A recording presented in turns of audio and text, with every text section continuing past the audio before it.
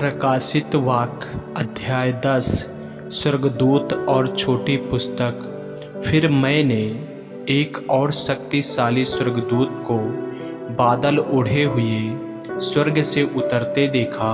उसके सिर पर मेघ धनुष था, उसका मुँह सूर्य के समान और उसके पांव आग के खंभे के समान थे। उसके हाथ में एक छोटी सी खुली हुई पुस्तक थी।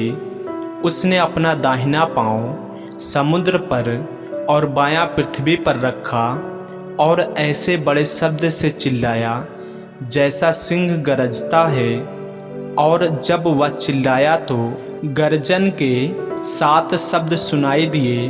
जब 7 गर्जन के शब्द सुनाई दे चुके तो मैं लिखने पर था, पर मैंने स्वर्ग से यह शब्द सुना, जो बातें गर्जन के उन 7 शब्दों से सुनी है उन्हें गुप्त रख और मत लिख।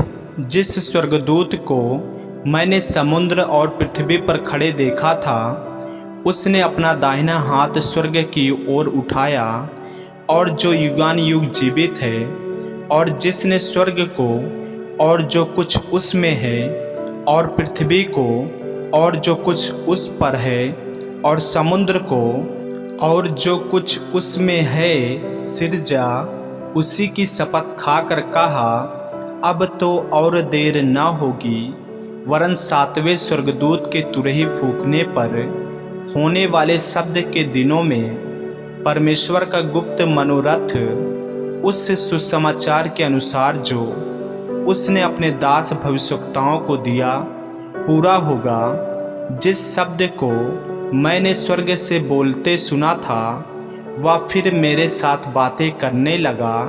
जा, जो स्वर्गदूत समुद्र और पृथ्वी पर खड़ा है, उसके हाथ में की खुली हुई पुस्तक ले ले। मैंने स्वर्गदूत के पास जाकर कहा, यह छोटी पुस्तक मुझे दे। उसने मुझसे कहा, ले इसे खा ले, यह तेरा पेट कड़वा तो करेगी, पर तेरे मुंह में मधु सी मीठी लगेगी। अतः मैं वह छोटी पुस्तक उस स्वर्गदूत के हाथ से लेकर खा गया। वह मेरे मुंह में मधु सी मीठी तो लगी, पर जब मैं उसे खा गया तो मेरा पेट कड़वा हो गया। तब मुझसे यह कहा गया, तुझे बहुत से लोगों और जातियों और भाषाओं और राजाओं के विषय में फिर भविष्यवाणी करनी होगी। आमीन।